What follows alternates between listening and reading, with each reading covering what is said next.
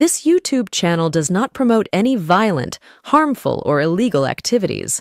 All content provided by this channel is meant for an educational purpose only.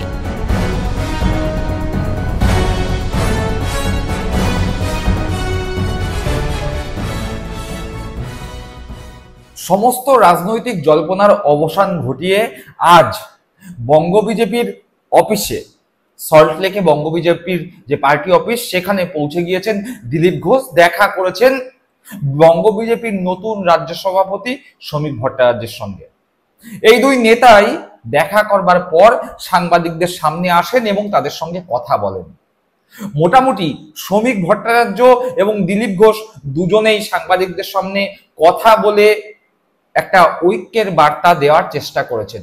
শুধুমাত্র যে ঐক্যের বার্তাই তারা দেওয়ার চেষ্টা করেছেন তা নয়, রীতিমতো বঙ্গ বিজেপিতে যে এবার পুরনোরা বা আদি বিজেপিরা গুরুত্ব পাবে সেই রকম বার্তাও উঠে এসেছে দুজনের মুখ থেকেই। একই সাথে শ্রমিক ভট্টাচার্য এমন এক বার্তা দিয়েছে যাতে রীতিমতো শুভেন্দু অধিকারীর কপালে চিন্তার ভাঁজ পড়তে বাধ্য। কেন? তার কারণ আপনারা বলবেন যে শ্রমিক ভট্টাচার্য তো বলেছে বিজেপিতে কোনো আদি নেই, কোনো নব্য নেই, সবাই বিজেপি, ঐক্যবদ্ধ বিজেপি। আগামী 15 দিনের মধ্যে বিজেপি ঐক্যবদ্ধভাবে নতুন রূপে দেখা দেবে। তারপরেও কিসের জন্য শুভেন্দু অধিকারীর কপালে চিন্তার ভাঁজ পড়বে, সে নিয়ে আজকে আমাদের পর্ব। আপনারা দেখছেন বঙ্গচক্ষু ইউটিউব চ্যানেল, আমি প্রতিবেদক সায়ন্তন চক্রবর্তী। যারা প্রথমবারের জন্য এই চ্যানেলে এসেছেন তাদের কাছে অনুরোধ করবো চ্যানেলটিকে সাবস্ক্রাইব করে পাশে থাকা বেল বাটনটি প্রেস করে দেবেন, যাতে যখনই নতুন কোনো ভিডিও এই চ্যানেলে আসবে সরাসরি সেই নোটিফিকেশন পৌঁছে যাবে আপনাদের কাছে। চলুন তাহলে আজকের পর্বে প্রবেশ করা যাক। কাদম্বিনী মরিয়া প্রমাণ করিলেন যে তিনি মরেন নাই।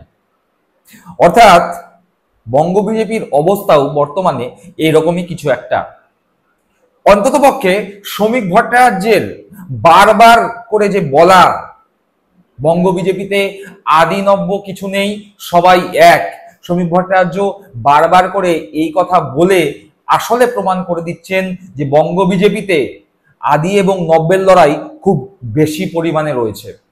ইতিমধ্যেই দিলীপ ঘোষের সঙ্গে বঙ্গ বিজেপির রাজ্য নেতৃত্বের একটি দূরত্ব তৈরি হয়েছিল। শুভেন্দুর সঙ্গে দিলীপের ঝগড়া, মন কষাকষি বা দূরত্ব সর্বজন বিদিত।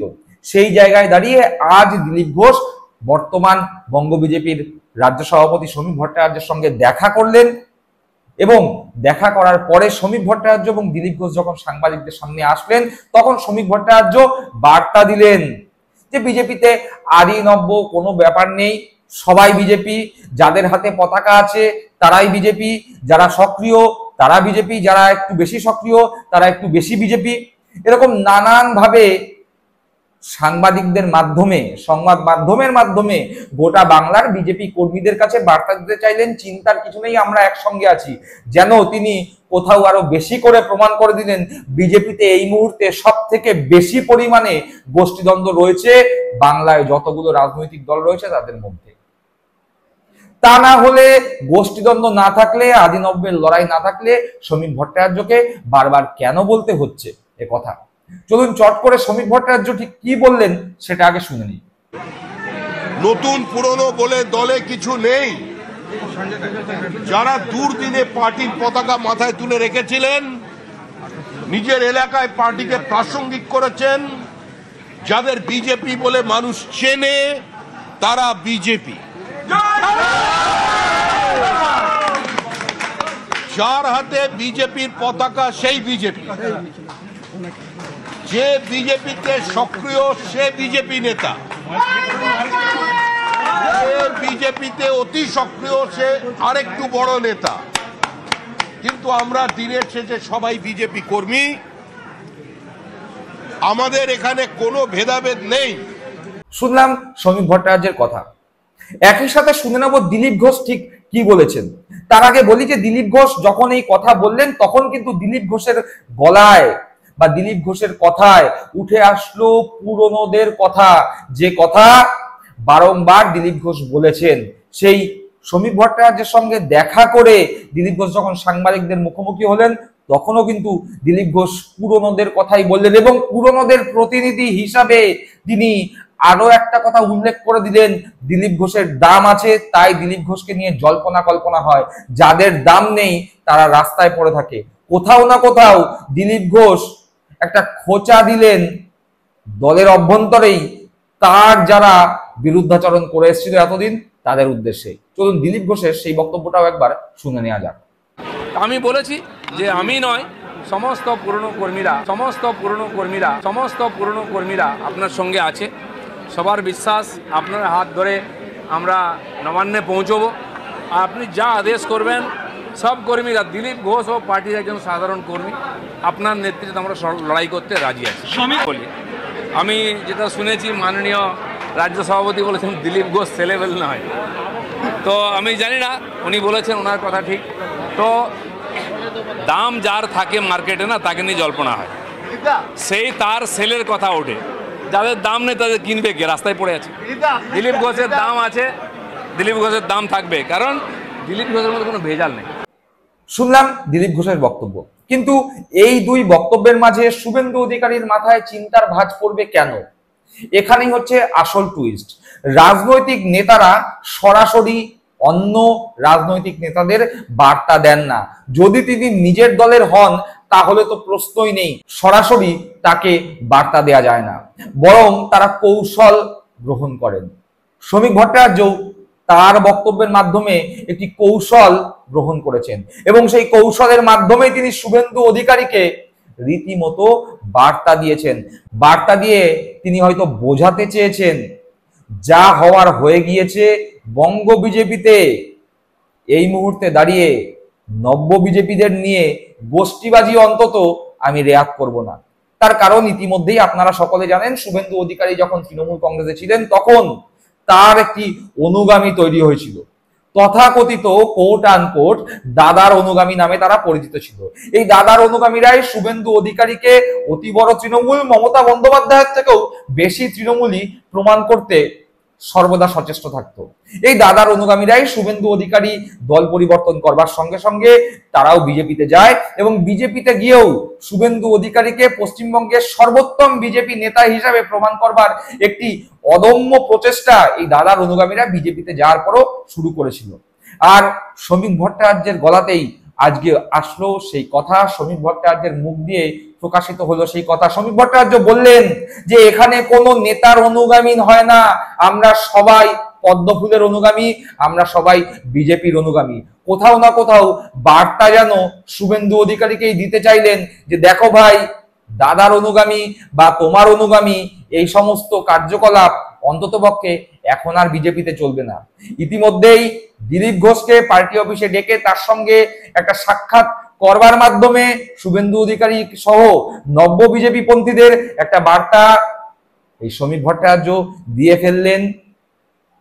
আদিদের যেভাবে কোণঠাসা বিজেপিতে করা হচ্ছিল এই নব্য বিজেপি এবং শুভেন্দু অধিকারীর নেতৃত্বে, আগামী দিনে হয়তো সেটা শুভেন্দু অধিকারীরা করতে পারবে না। ফলে শুভেন্দু অধিকারীর কপালে চিন্তার ভাঁজ বাড়ছে, একই সাথে চিন্তার ভাঁজ বাড়ছে দল বদলু বা হঠাৎ বিজেপিদের কপালেও। চলুন শ্রমিক ভট্টাচার্য ঠিক কি বলেছেন সেটা একবার শুনে নিন। কিন্তু আমরা দিনের শেষে সবাই বিজেপি কর্মী, আমাদের এখানে কোনো ভেদাভেদ নেই, আমাদের এখানে কোনো বেঙ্গল লাইন দিল্লি লাইন নেই, আমাদের এখানে কোনো নেতার অনুগামী নেই, আমরা সবাই একটা। শুনলাম শ্রমিক ভট্টাচার্যের সেই বক্তব্য, যা রীতিমতো শুভেন্দু অধিকারীর জন্য যথেষ্ট চিন্তাদায়ক। কিন্তু ঘটনাচক্রে এত কিছুর পরেও শ্রমিক ভট্টাচার্য নিশ্চিন্ত হতে পারছেন না। বারবার তিনি বলছেন যে রাজ্যে এবার তৃণমূল কংগ্রেস হারবেই। বারংবার তিনি চেষ্টা করছেন বিজেপির কর্মীদের মধ্যে মনোবল দেওয়ার, এক কথা বারবার বলে বিজেপি কর্মীদের বিশ্বাস করাতে চাইছেন যে সত্যি এবার তারা ক্ষমতায় আসছে। কিন্তু শ্রমিক ভট্টাচার্য বিচক্ষণ রাজনীতিবিদ, তিনি জানেন আগামী 2026 বিধানসভা নির্বাচনে যদি বিরাট কোনো অঘটন না ঘটে তাহলে বিজেপি 50 থেকে 60-এর গণ্ডিও পেরোতে পারবে না। তাই গত বিধানসভা নির্বাচনে ৭৭টি আসনের সংখ্যাটা যাতে আগামী বিধানসভায় পার করা যায় সেই কারণে কর্মীদের চাঙ্গা রাখবার জন্য তিনি বারংবার বলছেন তৃণমূল কংগ্রেস হারবেই। Vocal tonic. আমরা ফুটবল মাঠে পিকে ব্যানার্জি এমন একজন কোচ যার ভোকাল টনিকে গোটা টিম উদ্বুদ্ধ হয়ে উঠত, লড়াই করত, হার না মানা লড়াই করত।